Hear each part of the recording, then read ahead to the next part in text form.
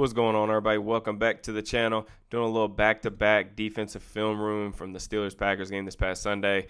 If you watched yesterday's video, we talked about how the Steelers defense really did a good job preventing touchdowns in the red zone, getting some turnovers. But still some of the same concerns with this Steelers defense. Going to talk about some of the reasons why I think they're struggling in certain areas. One in particular, preventing explosive plays. They gave up 6 explosive pass plays over the course of the game. They are currently dead last in explosive plays allowed in the NFL. I'll put a chart up here that I found on Twitter, really helpful data that kind of shows you guys just how many explosive plays they've allowed through the air this season. We're going to go over all of those plays in the film room to see kind of what happened and kind of start to kind of draw some conclusions on what needs to improve, in order for this team to, make a serious run over the back half of the season as we head into the playoffs. So just before we get started, y'all know the drill. Please make sure you like the video, subscribe to the channel, drop me a comment. All that stuff is greatly appreciated. Let's get into it. All right, so the Pittsburgh Steelers, 10th in points per drive. They are 10th in defensive EPA per play. They're 14th in success rate, but they're the number one defensive team in the NFL in terms of forcing turnovers. So those things are all good. The Steelers defense has been marketably a good unit this year, in my opinion. Good, but not great. Now, one of the things that have really prevented them from being great, aside from the fact that their offense has been really, really poor and not really giving them all that much support, has been big passing plays like this through the air that have gained over 20 yards. Like I mentioned, worst team in the league at preventing explosives. This was the first one from the Packers game. We get a little play action Dagger concept with the motion. Jordan Love under center.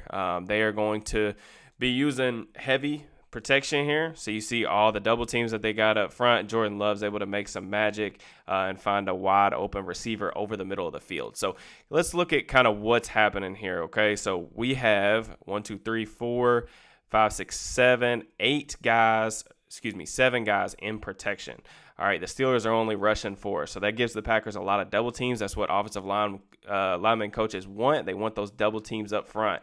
Now, we watch the Steelers secondary. They are playing just basically cover 3. They're dropping T.J. Watt into the hole there over the middle. But you see the pocket that Jordan Love's operating within, right? The Packers had success whenever they went with these deep drops in the pocket to kind of give him the ability to kind of maneuver and find throwing lanes. But really, throughout this whole play, you guys can see just how much room is in the pocket for him to navigate. And something that I've kind of noticed with the Steelers, they're really struggling with their 4-man pass rush. So I looked up some numbers per Sports Info Solutions. The Steelers' 4-man pass rush this season is 25th in pressure rate. That number drops all the way to 28th on third downs. So some of these plays, they're just not getting a lot of pressure on the quarterback. So the quarterback's able to kind of just sit back there and read the coverage, kind of do his taxes, whatever. You see Love. Look at this pocket, man. I mean, this is like playing 7-on-7.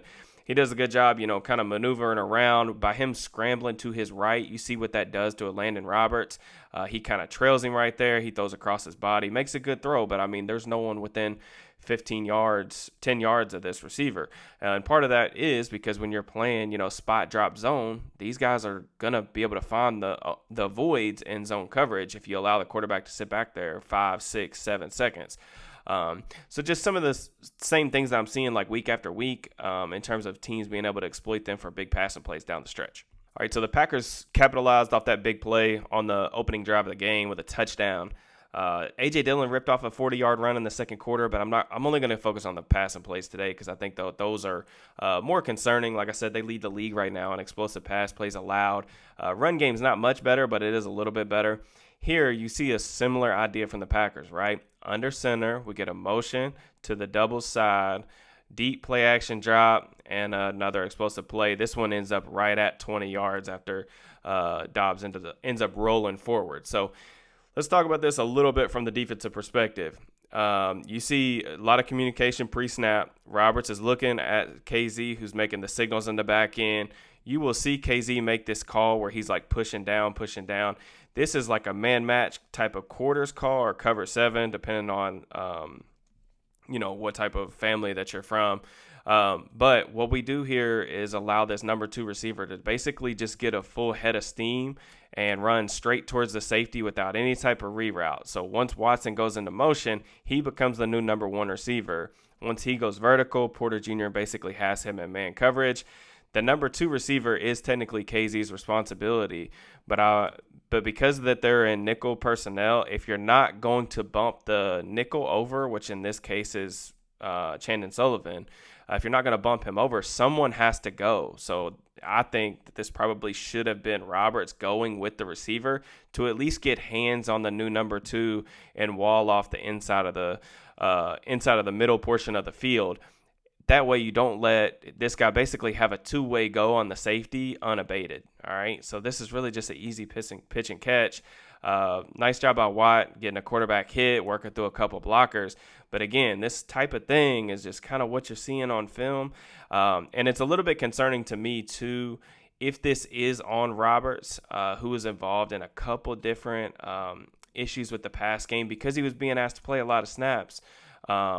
It could be something that teams look to exploit, moving forward. Something that the Browns could look at this weekend, getting the Steelers in these nickel situations and then trying to take advantage of some of these players that aren't used to playing in these spots. So, and you have the ability to add with these basically two-man route concepts and the max protections. You have the ability to add on rushers late.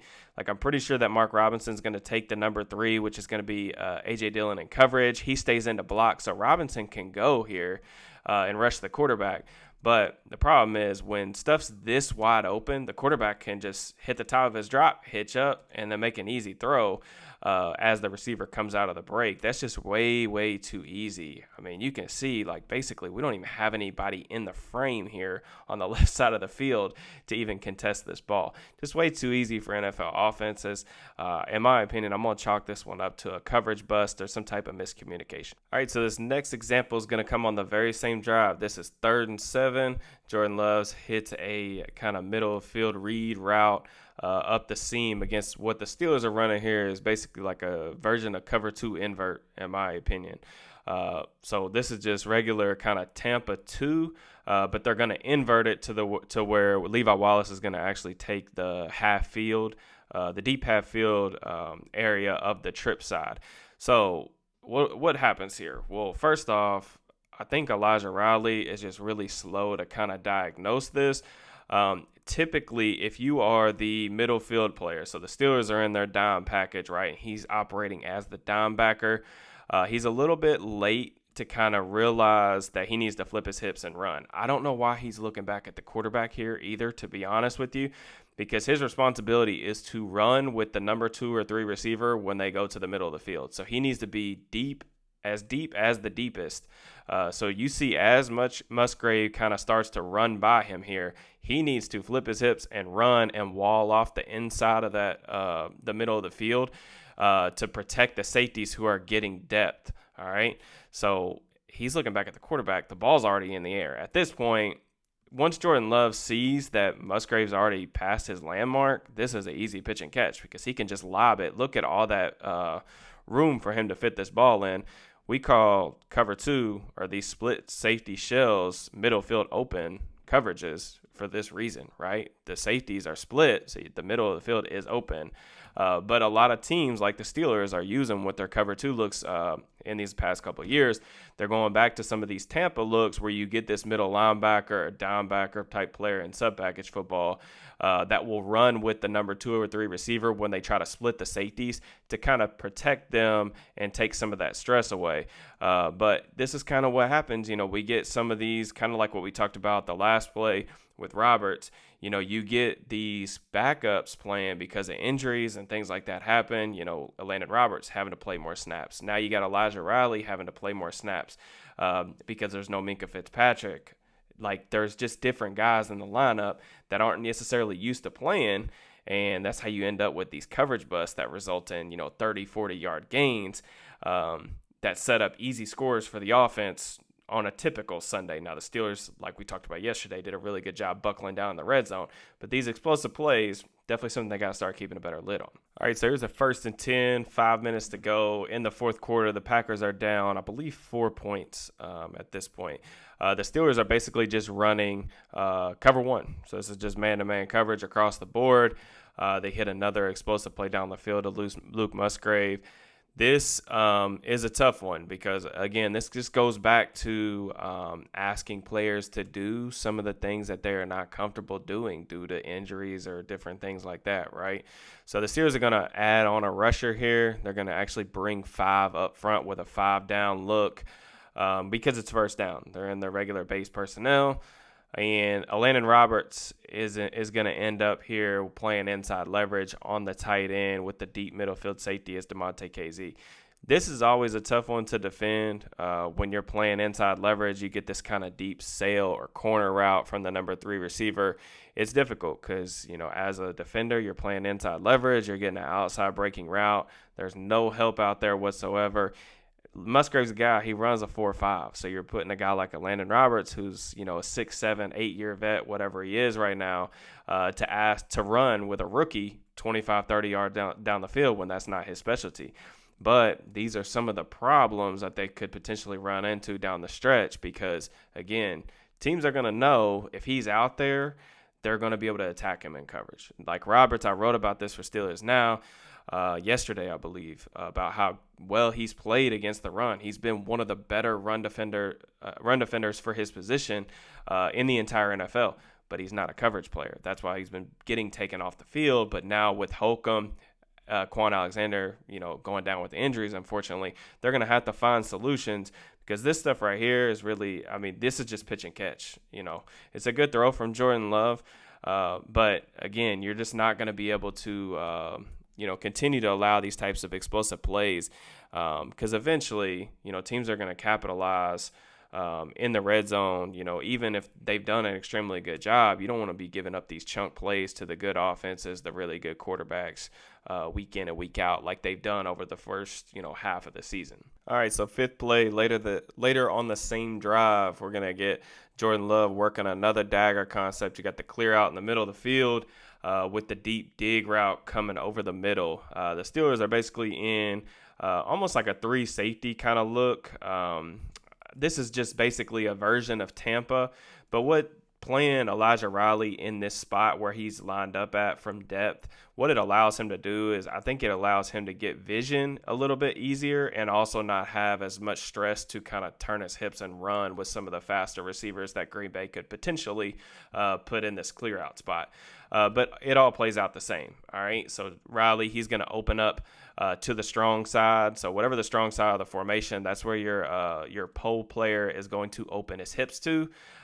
He's going to run with the clear out. You see the deep 2 safeties, but you can see the dagger coming right in where they're vacating that coverage player. So Dagger is always a really good play call against cover 2. The Steelers offense has been seeing a ton of cover 2. I've been begging Matt Canada to run this exact play. So maybe if they start running this, y'all will recognize that on Sundays. This is a really good play call. This is really just an example of an offensive coordinator predicting the coverage and getting the team in the exact right call that they need to be in. Just some other things. I don't know if the disguise here with the 2 linebackers, Neal and Roberts, being in the A-gaps, I don't know if this is a very good disguise on their part. Do they look like they're blitzing to you guys? Because I can pretty much tell that they're coming. They're backing out of this joint from the jump just because of how far they're lined up off the ball. Neither here nor there, probably doesn't matter at all, but you can see the window that Love has to throw into once this deep dig. He does a good job kind of expanding Neal with his eyes, so credit to him. And then ends up, hitting Wicks for another big play. One thing that I want to bring up here, okay, and this is just kind of a more of a full game thing rather than a this snap thing. So we talked about some of the issues that the Steelers have had with their 4-man pass rush. This is the Steelers' best 4-man group, right? According to the numbers, according to what the Steelers want to play in key situations. This is 4th quarter, 4 minutes left. I have no issue with going with this group, all right? What I do have an issue with is over the course of the game, Nick Herbig played 2 snaps. Marcus Golden played, I think, 4 snaps. Okay. So some of the time that Jordan Love had in the fourth quarter to make these throws down the field, I mean, you see he's back here hitching, patting the ball, plenty of time, a nice pocket. Maybe they have a little bit more juice at this point in the game if they use a better rotation. I know they asked Tara Austin about that today, and they were like, he was saying, if TJ and Alex want to go, they're going to be able to go. I don't think it's a great idea to play these guys 90% of the snaps, regardless of how good 90 and 56 are.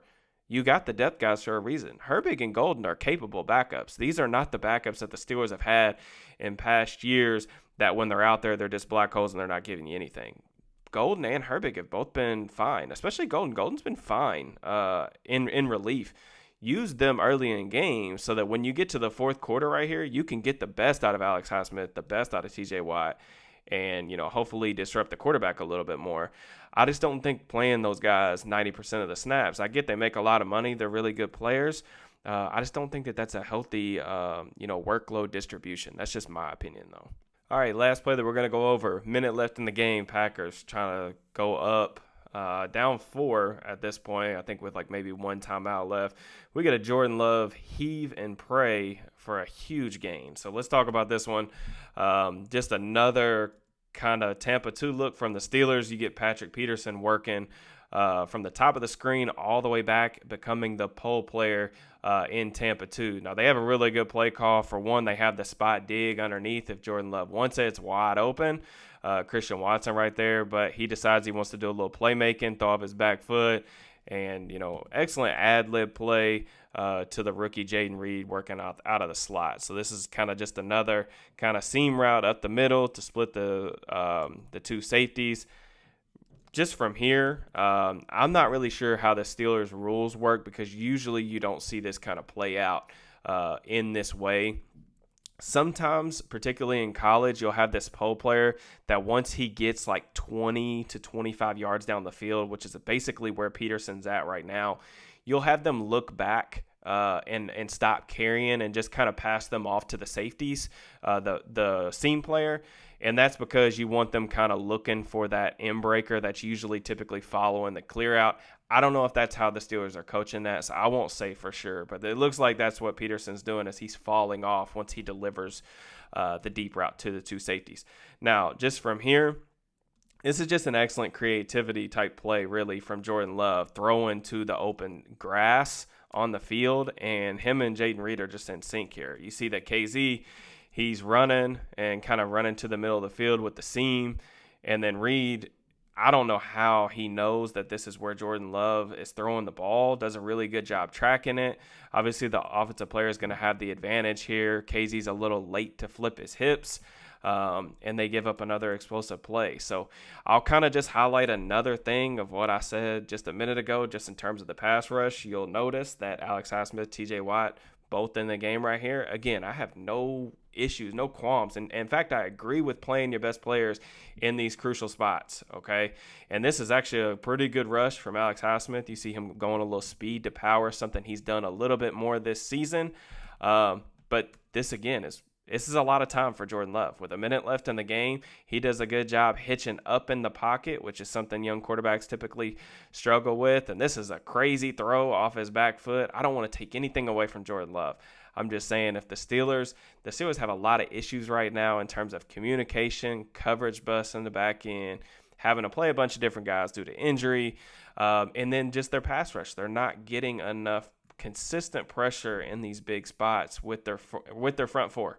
And you can't consistently bring pressure with the blitz because I think they're worried about some of their individual coverage defenders on the back end. So if I had to break down some of the issues that I've seen over the first half of the season, really comes down to a lot of these same things. Communication being the number one thing.